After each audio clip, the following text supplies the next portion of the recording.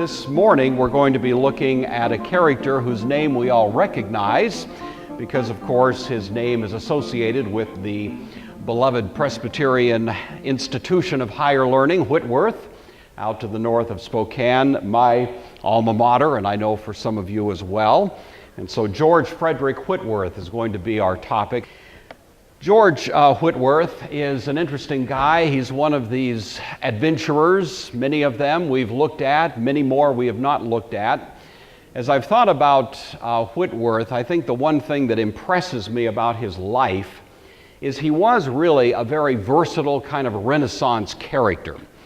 And he was about a whole lot of things, probably most of which, unless you've looked at his life in detail, you may not be aware of. He was, of course, most famously associated with Whitworth University, which is about all I knew about him, really, up until the opportunity to take a closer look. But he was really a significant character in many different ways, especially in the state of Washington in the mid-1800s, aside from just that one contribution that he made. But if you could look for a common denominator that more or less was the drumbeat to which he marched, he was always about education that would lead to maturity.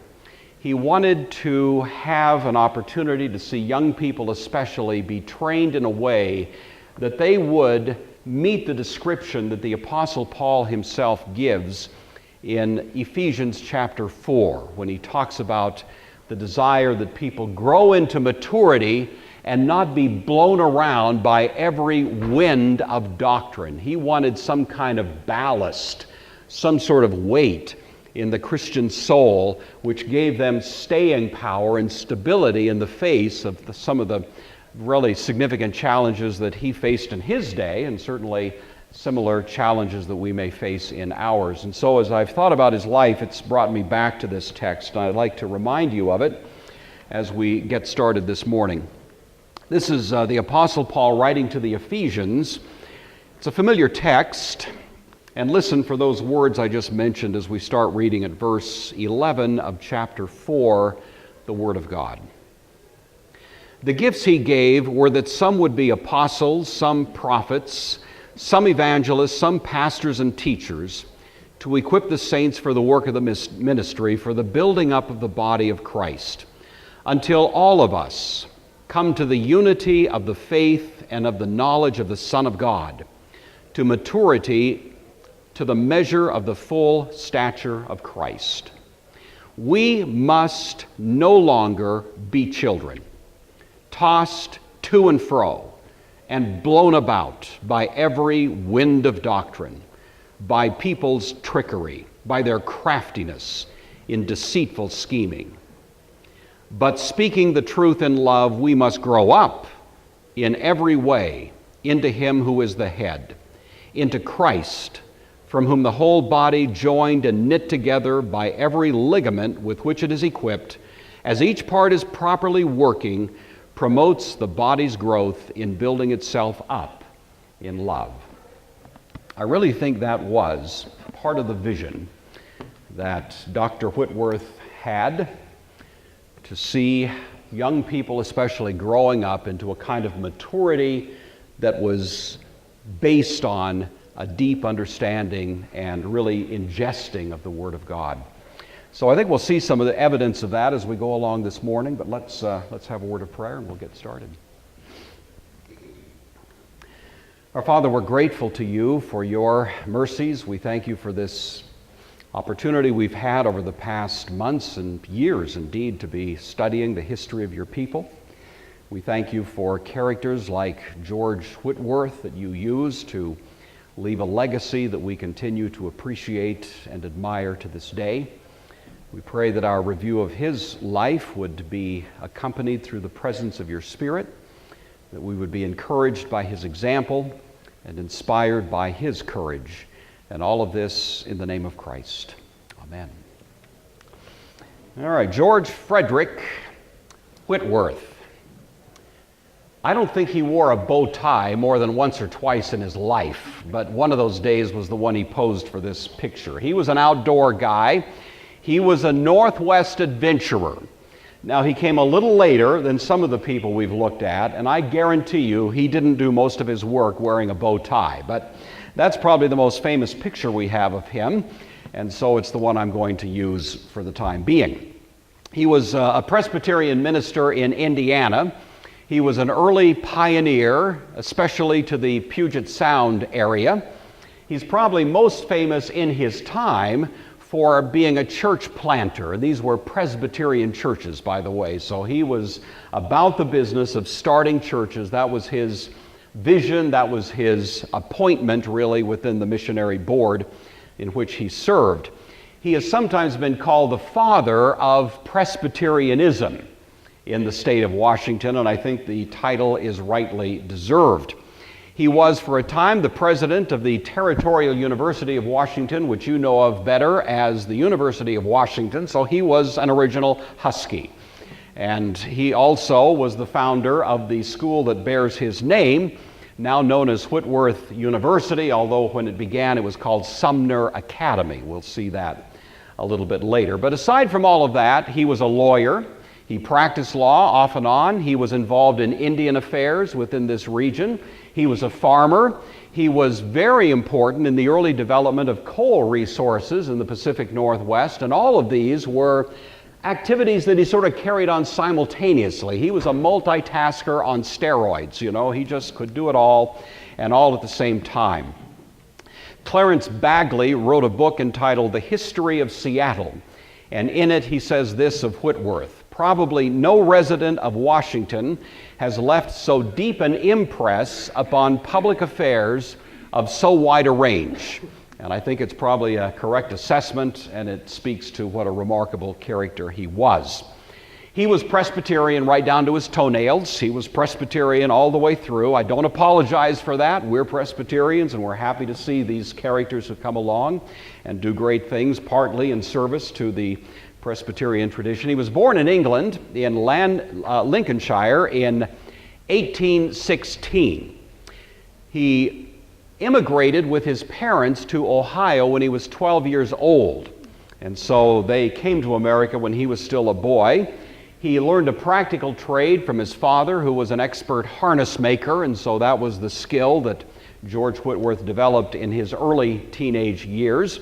But he also had an academic bent, and that was always part of what inspired him. He went to college, graduated from Hanover College, and about that time married his wife, Mary Thompson. This was in 1838. She was from a family of Presbyterian ministers, and so they had a very Presbyterian marriage. They moved to Lancaster, Ohio, and for a time George became a high school principal. This didn't last too long, but it did plant a seed in his mind. I think he realized what a strategic moment it is in the development of a young person, those high school years, what we would call high school years. And that's why the original Whitworth University was actually a high school, because that was what he wanted to do, was reach young people at that very strategic moment and shape them in a direction not only of Christian education, but of Christian conscience and character. And he thought the high school years were the optimum moment to do that. So this was an important moment, though it didn't last too long. On the side, he picked up a law degree, and so he became a practicing lawyer as well. And this was in Indiana and Ohio. And then in his spare time, he went to seminary and got a degree from New Albany Theological Seminary in Indiana. All of this kind of rolls together. You know, the guy was always doing a lot of stuff all at once. But in 1847, the year of the Whitman Massacre, he graduated from seminary, and at least for a time was an ordained Presbyterian minister, serving several churches, but never for too long. He was kind of an interim for a period of time in the late 1840s. He had Presbyterian roots. He had a Presbyterian vision. The Presbyterian vision had to do with the Pacific Northwest. Even as a boy back in England, he had been fascinated with the Pacific Northwest. He had studied and in fact devoured accounts of the life of David Thompson. We of course considered David Thompson some weeks back. He was aware of the Northwest Company, he was aware of the Hudson Bay Company, And he was, even as a boy, just devouring everything he could about that wild place of adventure, and had many a time that he would sort of envision being out there himself.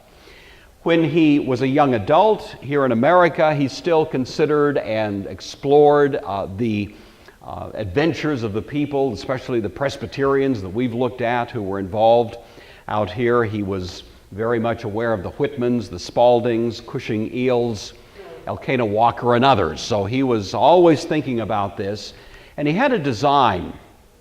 He actually planned or thought or tried to imagine how you could create a Presbyterian colony. Does that sound nice? A Presbyterian colony. We, at the early part of the 21st century in America, probably think that's an odd-sounding phrase. We think, wait a minute, what about church and state and all of that? We need to understand that in the middle of the 19th century in America, our notion of separation of church and state looked very, very different. We have evolved radically, and I'm not sure in a healthy way, over the years in our understanding of that constitutional principle, which is in fact really not in the Constitution at all, but that's another story.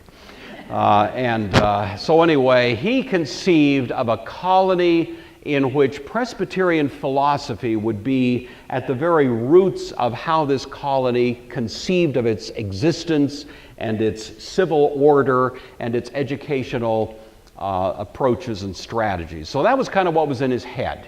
Here's a man, young man, middle of the 19th century, and he wants to invent a Presbyterian colony. And he wrote an article to defend that idea. It was published in 1852. It was published in a magazine called the Presbyterian Magazine. Catchy. And in that magazine edition, he wrote this article including the following. Quote, "It is intended that we shall establish a good parochial school for the benefit of the children and youth of the colony, and no efforts will be spared to elevate the character of the school and to make it an institution of learning of the highest grade." In other words, education was at the core of his whole vision of what this colony would be about.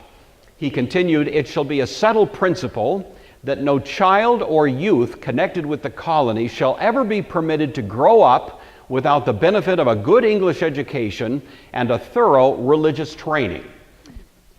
Whitworth was about a robust, well-rounded, broad education, not simply in Christian truth, which was certainly at the core of it and kind of the stabilizing center of it, but would reach out to all legitimate areas of human learning. So that was his vision, and he wanted a colony where that sort of thing would be made readily available. That article sparked quite a bit of interest. And after it had sort of hit the bloodstream of Presbyterians around the eastern part of the country, no less than 50 families signed up to become part of this adventure to establish a Presbyterian colony in the Pacific Northwest. Of the 50 families, precisely 0 made it. So along with his roots and vision, George Whitworth had a bit of stamina as well, because he had to put up with some at least significant disappointments along the way. Most of those who originally were filled with a kind of rush of excitement about the whole idea were put off a bit by things like the Whitman Massacre and diseases and Indian fears otherwise, and so on. All of these things became somewhat significant impediments. And so a lot of people lost their original interest and enthusiasm in the face of those deterrents.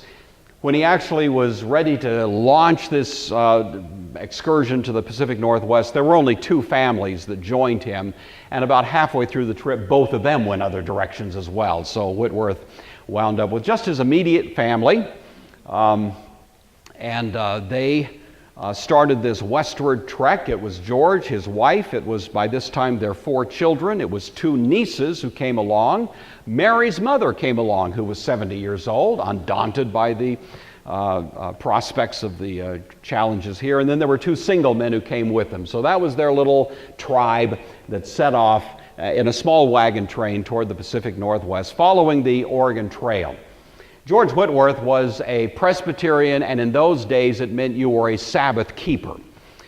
We've sort of lost that vision, at least to some degree, in more modern times, but at that time it was considered almost rudimentary to a Christian life that you would observe the Sabbath in a very distinct way, a day of rest, a day of charitable labors, etc., but not of any ordinary work. And that was exactly what George did at the beginning of the trip. But the closer they got to Indian territory, the more he was willing to bend the rules, and so by the time they were really coming through this part of the country, they were traveling every day and making as good a time as they could. So he was willing to be a little bit of a compromise, or if he needed to, in the face of practical challenges. He was a good journal keeper. His journals are masterly at understatement.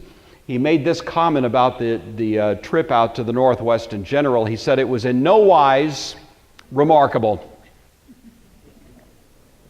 And then he goes ahead and describes along the way some of the things they dealt with. The usual Oregon Trail problems like weather, straying or sick cattle, difficult river crossings, mosquitoes, Indian alarms, and illnesses. But it was not unusual, No deaths among the Whitworth party from disease, accidents, or Indians. So they arrived in the fall of 1853. George Whitworth came out under the Presbyterian Mission Board, so he was coming as an appointee and officially as a missionary. He arrived in 53. They settled originally in Portland and immediately went to work establishing a Presbyterian church there. So the first church that he actually planted in the Pacific Northwest was First Presbyterian Church of Portland, Oregon, which continues, of course, to operate to this day.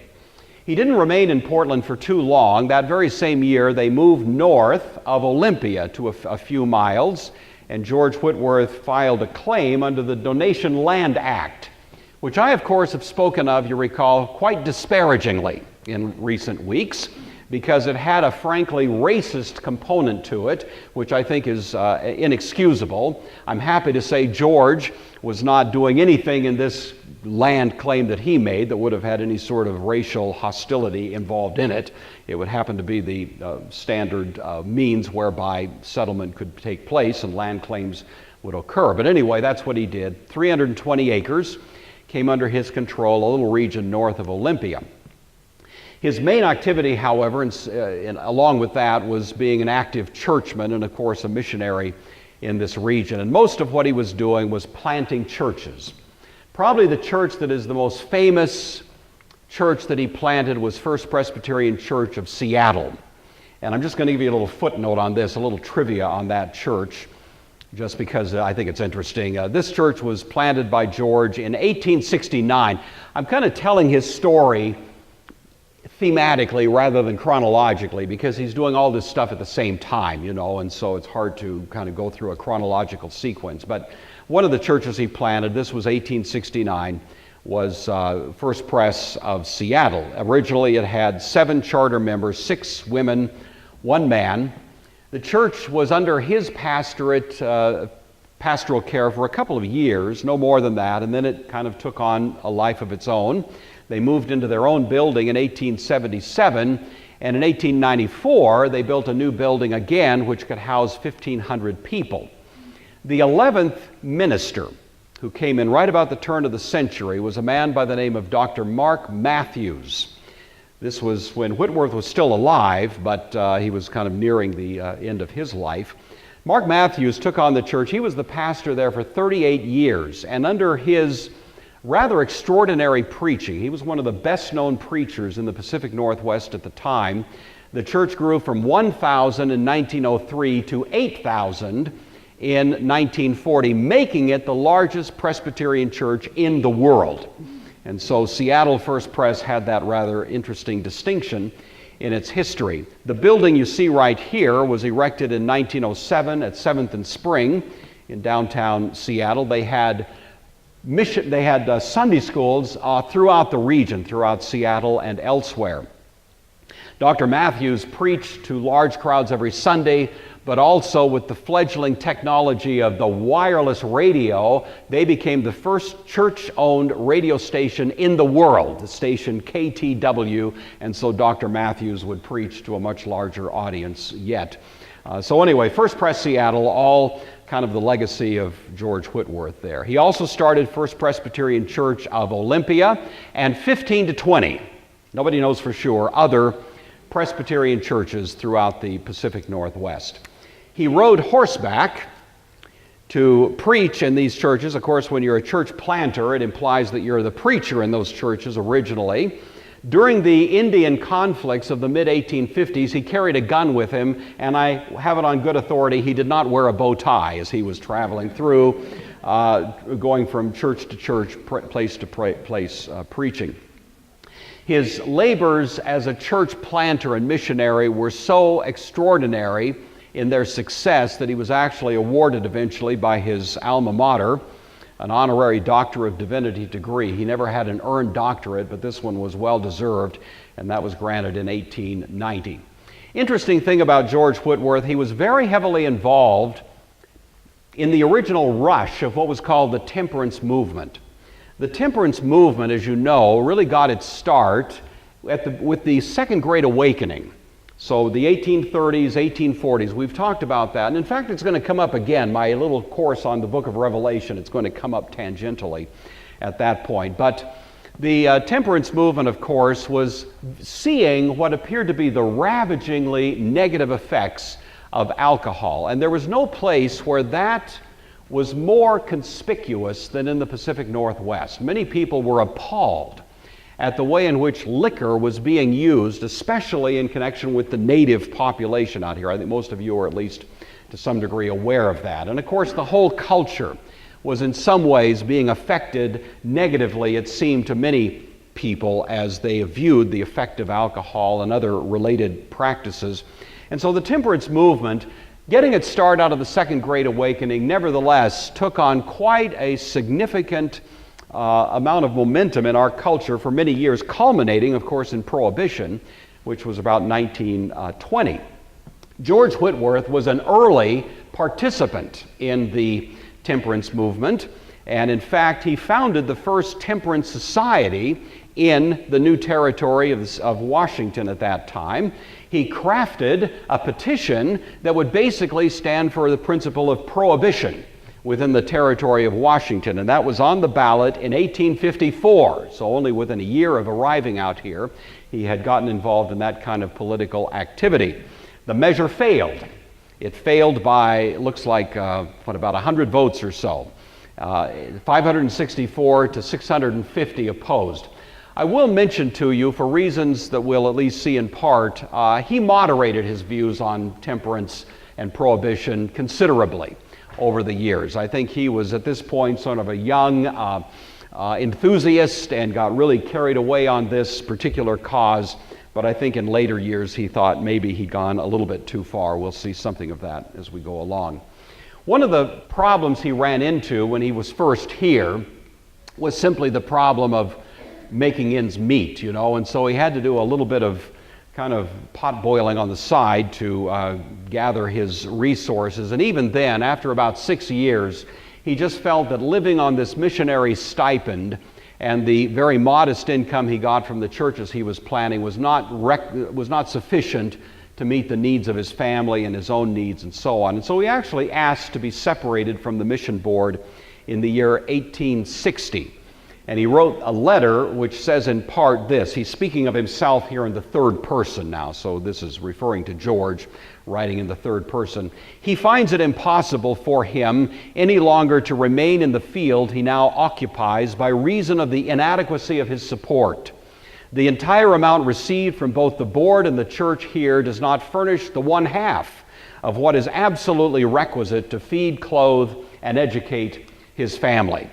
The Presbyterian board didn't like that very much. They gave a very sort of lackluster permission to George to separate himself from the mission board. They wrote back and said they would allow him to resign, but, quote, resolve that we cannot approve of his abandoning, even temporarily, the ministry of the gospel, unless compelled to do so from absolute necessity. So they urged him to find another pastorate that would support his family, but at the same time they acknowledged that even in the 6 years that he'd been there so far, they had a vast debt of gratitude to him for his untiring energy, self-denial for the past 6 years in laboring in the gospel of Christ in their midst. So it was, these were challenges that I think were the kind of practical thing you can all imagine folks had to deal with. 1860 was the year that happened. Then he moved to Whidbey Island, and there he leased a farm, and that became at least a basis for income that was able to sustain him a little bit better. He also continued to be a pastor. He also continued to be a teacher, so he's doing all of these things at once. He never slept, of course, never went to bed. He was just constantly involved in these activities. Interestingly, in the year 1863, he actually became the secretary of the Indian Department for the state of Washington. Not the state, but the territory of Washington. This is a controversial moment. I don't think it was George's finest hour, but on the other hand, I'm not going to lay too much blame at his doorstep for his role in what was really a very unhappy moment in the dealings with the Nez Perce.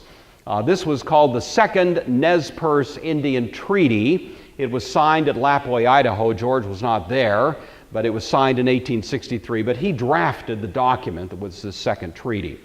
The basic story of it, if you can see that, I hope that's visible to you. It begins really in 1855. We've touched on this before. It's a little bit more on a theme we've looked at earlier. But there was an original treaty between the territory of Washington, really between the federal government and the Nez Perce tribe. And the treaty provided that they would be given a fairly significant body of real estate that's pictured there in the green. It had some of Washington, some of Oregon, mostly of Idaho within its scope, and it was pretty good land. And this was the occasion when, as you recall, Governor Isaac Stevens, who was the territorial governor, came to Spokane and had negotiations with Chief Gary. We talked about him a couple of weeks ago. And of course, Stevens, in a somewhat superficial and rather naive way, thought, well, we've got all this land, let's just herd all these natives onto the land and they'll be happy, you know. And so obviously the Nez Perce who lived there were okay with that reservation, but others who lived elsewhere, especially the Spokanes here and elsewhere, weren't so happy to be treated like a bunch of cattle just being herded onto this reservation. It wasn't exactly what they had in mind for any kind of reasonable settlement of the land issues that were going on. So we talked about that separately, but anyway, this was the reservation that had been crafted, and it was at least broadly acceptable to the Nez Perce, and so everybody was happy at that point. But part of the terms of the treaty were that white people could only settle within the reservation area with the permission of the Native Council, and that violations of that would be enforced by the U.S. government, you see, and so that was part of the terms of the treaty. Everything was fine for about 5 years, and then in 1860, somebody discovered gold, and that changed the game. And so all of a sudden, there was an influx of white prospectors and settlers into the treaty area looking for gold. When an objection was raised by the Nez Perce Council that this was violating the treaty, precisely nothing was done to uphold the treaty or enforce the contractual relationship between the Nez Perce and the U.S. government. So it was about that time that the city of Lewiston was founded. It was founded as a result of this gold rush. It was within the treaty bounds, and it was there, if you can see it at the top of that green area there.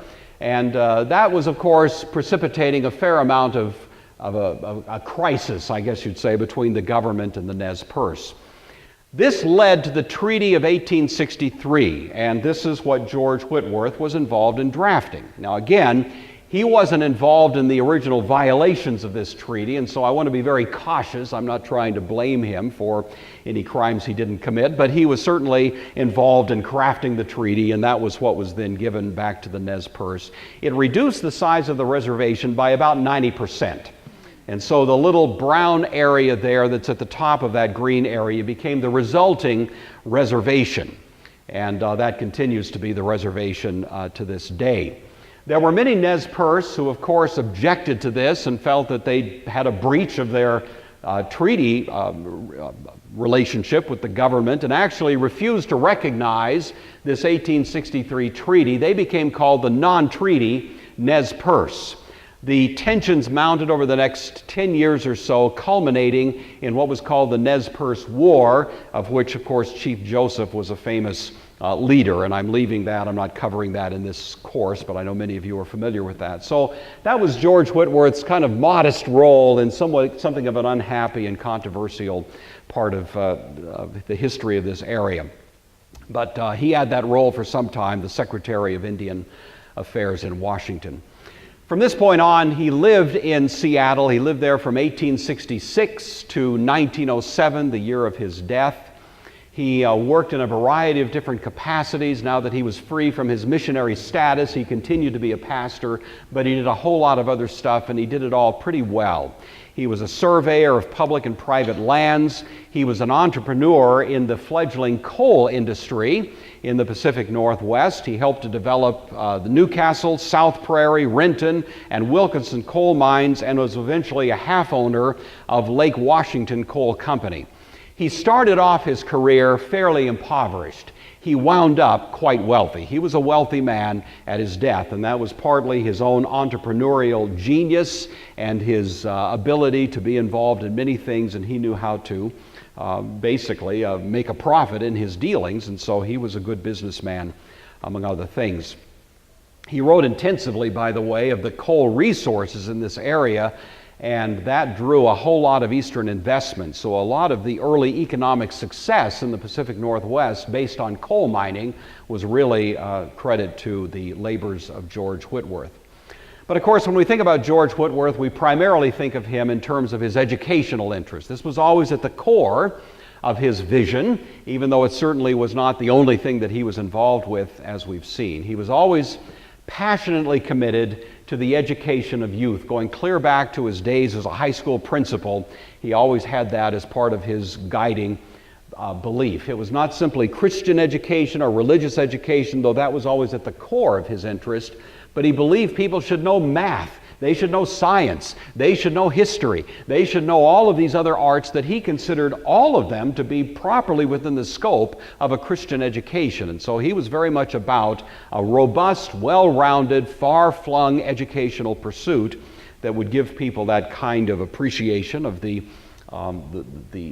sort of basic stuff of which a life is made and so on. So he was very much committed to that. He was the superintendent of public schools in this area off and on in the 1850s through the 1870s. And as I mentioned earlier, he was at least a couple of times the president of the University of Washington, which was founded in 1861 in that building. It was then called the Territorial University. Whitworth was president from 1866 to 67, just 1 year, and again for 2 years, 1874 to 76. He also was very important in drafting the law that became part of the original territorial law governing the operation of schools in this area. So his legal expertise kicked in at that point. Professor Edmund S. Meany of the University of Washington would state later of Whitworth, quote, "Whitworth had more to do with school law enactments of the territory than any other one person." So Whitworth was plugged in at a lot of different levels, and his imprint continues to be important to this day. Of course, we usually think of him in terms of Whitworth University. Whitworth University was established in 1883, and at the time it was called Sumner Academy. The first classes were held in the town of Sumner in the Presbyterian church there, and that's what it looked like. So that's the original Whitworth University you're looking at. It was basically a high school or a preparatory school. It was meeting the need that had become evident in the Puyallup Valley for a school of this kind. The first classes were held in the sanctuary of this building. It opened on January 7th, 1884. The pastor of the church was actually the original teacher and was on the board of trustees. The school was Presbyterian.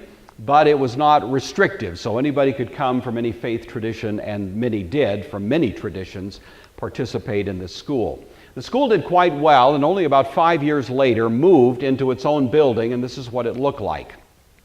Financing to move into this wonderful building was based on a loan from a character named L.F. Thompson. He was a trustee of the school, and listen, friends, he was Puyallup Valley's leading hops grower. I think George had probably adjusted his views by now. I don't want to be cynical about it, but by this time, he was willing to allow that maybe his views had been somewhat severe in his earlier days. This is a picture of Mr. Thompson out harvesting hops.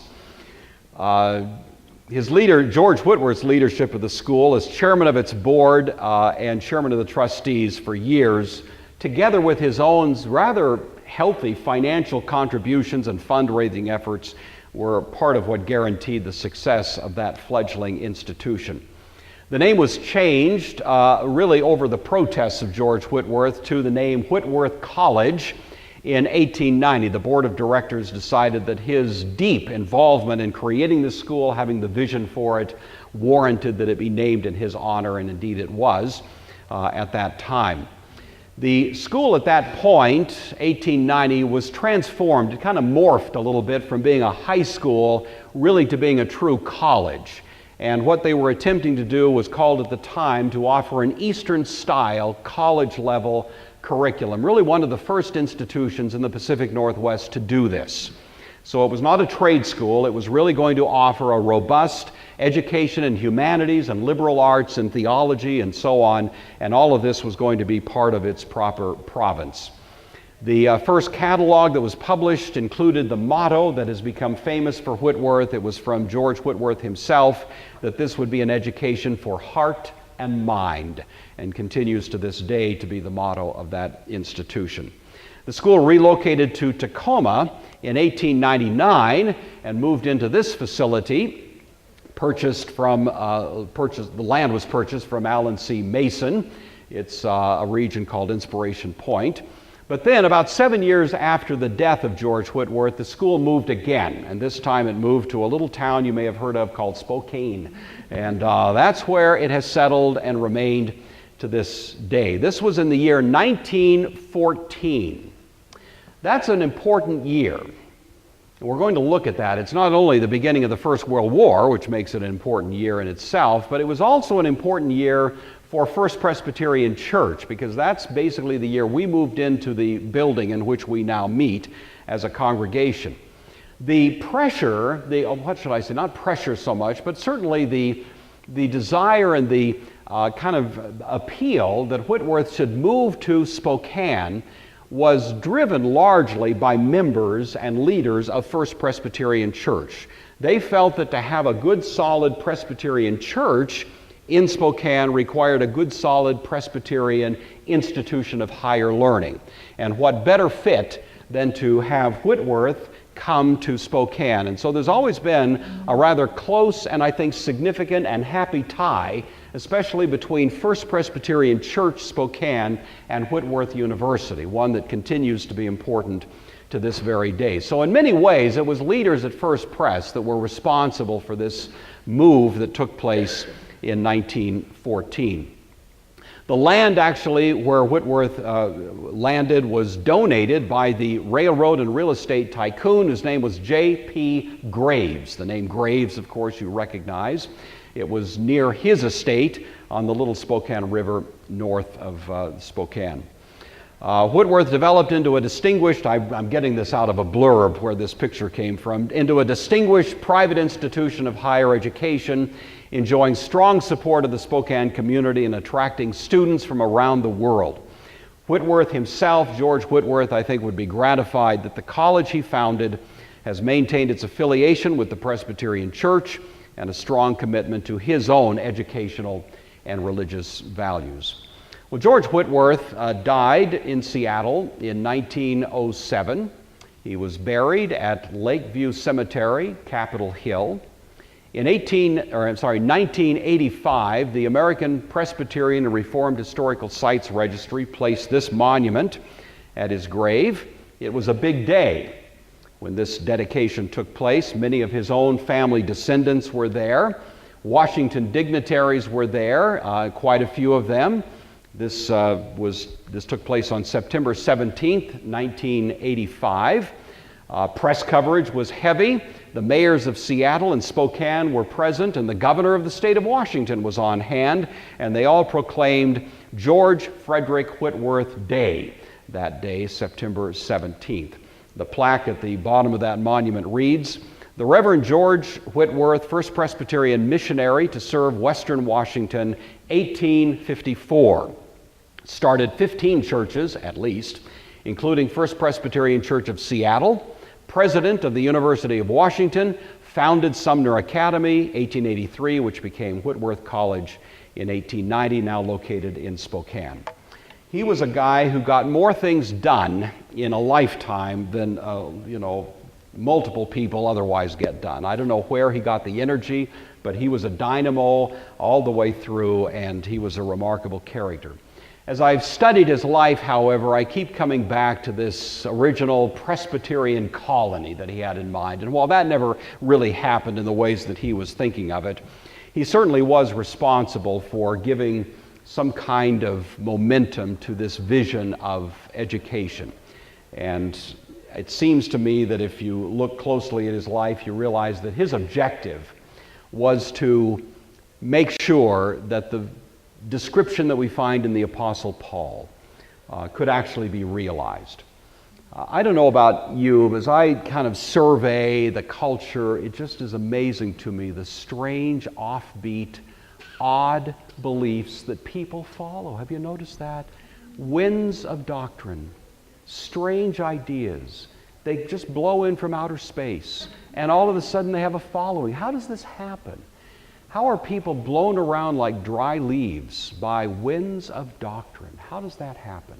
Well, it happens for a lack of ballast. It happens for a lack of weight. Back in the book of Proverbs, Solomon wrote that the glory, the kabod, the weight of a son is his father. And the fatherly role was chiefly a role of being an educator. And in many ways, that's what education, in the best sense of the word, is supposed to accomplish, to give ballast in life so that we, friends, are not blown around by every wind of doctrine. I think George Whitworth was successful in his vision to accomplish something like that. I guess my appeal to you and my Sunday school lesson for you this morning is that we should both be students who are inculcating in our own lives that kind of deep insight that helps us be strong and stable in the face of winds of doctrine. But since most of us in this room have a little gray hair, I bet some of us have somebody in our lives toward whom we can give that same kind of influence and educational contribution so that they can also be built up in the faith, mature in Christ. And I think that would make George Whitworth happy, and I think it would truly be faithful to his Presbyterian vision.